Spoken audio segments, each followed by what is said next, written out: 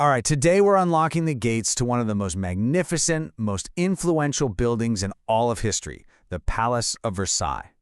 And the whole story kicks off with a question that almost sounds impossible. I mean, how does a simple, humble hunting lodge somehow become a worldwide symbol of absolute power and incredible opulence?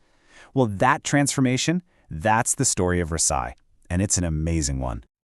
So, where do we even begin?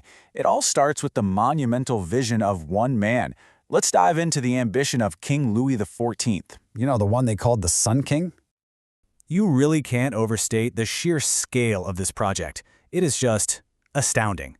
Construction kicked off in 1661, and it wasn't really truly finished until 1710.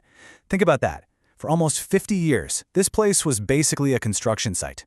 It was a lifetime's work, a true obsession. You see, for Louis XIV, Versailles was so much more than just a home. It was meant to be the new center of the French universe.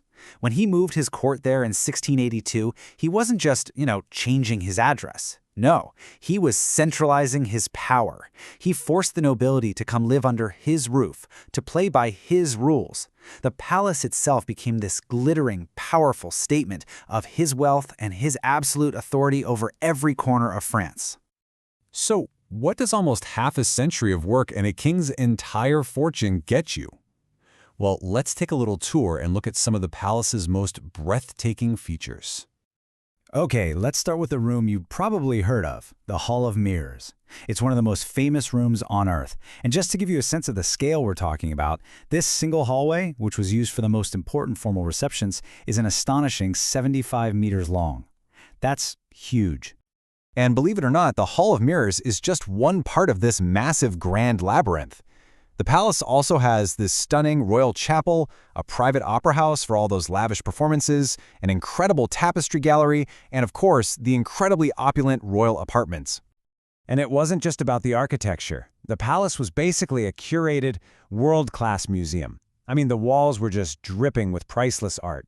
We're talking paintings by masters like Rembrandt and Rubens, incredible sculptures, and it all had one purpose: to scream, "Glory to the King." But the opulence didn't just stop at the palace doors, not by a long shot. The famous Gardens of Versailles, they're a total masterpiece in their own right. And they were designed by the legendary André Lenôtre, a guy who even today is considered one of the greatest landscape architects who ever lived.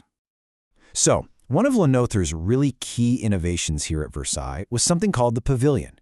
It's this elegant open-air pavilion, kind of nestled right into the gardens. And this idea? It was so influential that it basically became a signature of French garden design for hundreds of years to come. Of course, a palace is so much more than just stone and gold, right? It's really defined by the people who live there. So let's pull back the curtain and look at the human stories behind that glittering facade. And when you look at life there, you see that Versailles was really a place of two very different worlds. You had the main palace, which was this grand stage for formal public power. But then, behind the scenes, there was this other, more private and intimate world, a charming little escape from all the pressures of court life. And the palace was actually full of these really personal touches. For instance, King Louis XIV himself, he was completely passionate about orange trees. So what did he do? He had this massive greenhouse built, the Orangery, just to house his collection of over 800 of his favorite trees. Pretty amazing. And that whole idea of a personal escape, well, it was famously embodied by none other than Queen Marie Antoinette.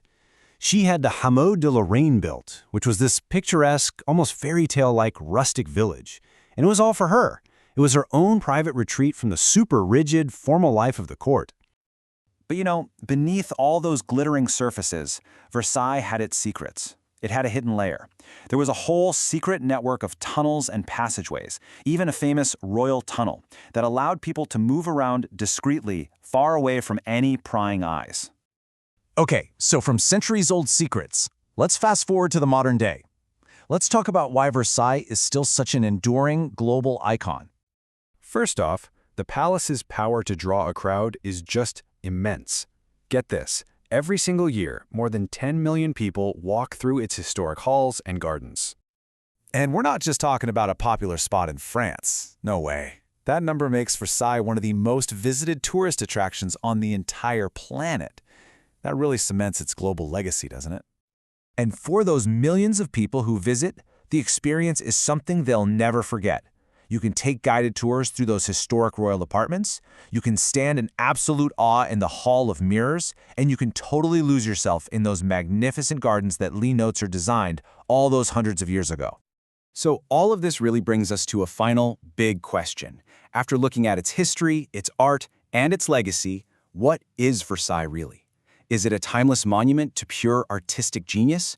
Or is it a breathtaking, maybe even a cautionary reminder of unchecked power and just unbelievable excess? That's definitely something to think about.